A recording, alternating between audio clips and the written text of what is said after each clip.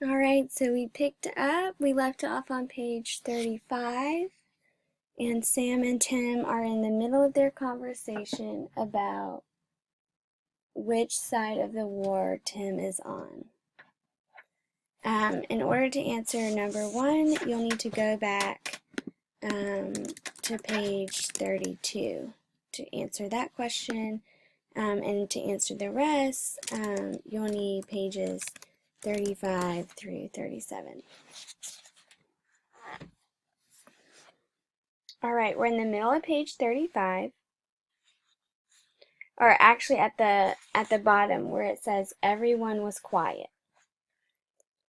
Everyone was quiet for a minute, then Sam said, "There's going to be a war. Which side are you going to be on?" I couldn't answer. Sam made it seem that he was right and Father was wrong, but I didn't see how I could go against Father. I didn't say anything. That's a big hint about the answer to number 2. Tim, you could help us by keeping an ear out in the tavern. With all the Tories around Reading, there'll be lots of talk about what the Lobsterbacks are up to. You could find out who the Tories are, who's on your side, and things like that. It made me nervous to think about it. I won't hear anything like that. You could be a big help, Sam said. You could be a hero. I stood up. I have to go. Father'll get suspicious. Sam got up too. "Well, think about it," he said. Betsy stood. "Tim, I'll see you around the tavern if you hear anything."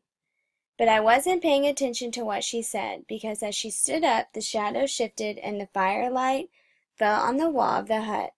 There was a blanket lying there as if somebody had just thrown it down, but it hadn't just been thrown down accidentally, because sticking out from one end of it was the stock of a gun. "Sam!" I shouted. "You stole Father's brown Bess?" He jerked around to look at it. "Darn," he said. "I didn't want you to see that." "Sam, you can't take that. It's not yours. It's Father's." "Shh! Don't shout so loud. I have to have it, Tim. I need it to fight."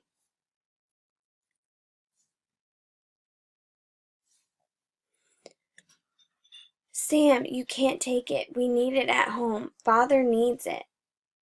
"You don't expect me to fight without a gun, do you?" He gave me a sharp look. "Are you going to tell Father I'm still here?" "Timmy," Betsy said, "you don't want your brother to get killed, do you?"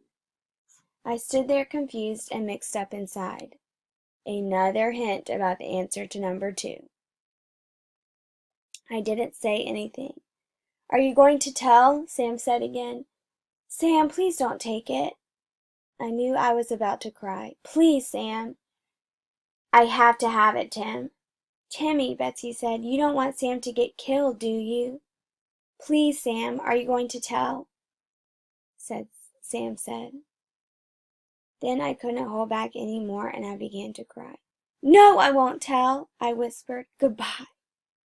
And I turned and ran out of the hut and out across the field. About halfway home, I got ashamed of myself for crying and stopped. And by the time I reached the taverns, I'd gotten my eyes back to normal and nobody noticed.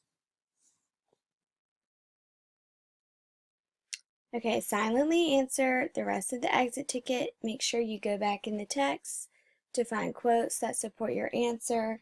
If you need to re-listen to the Part 1 Educanon to get your answers, you can do that as well. Don't forget to also write your paragraph for Part 6.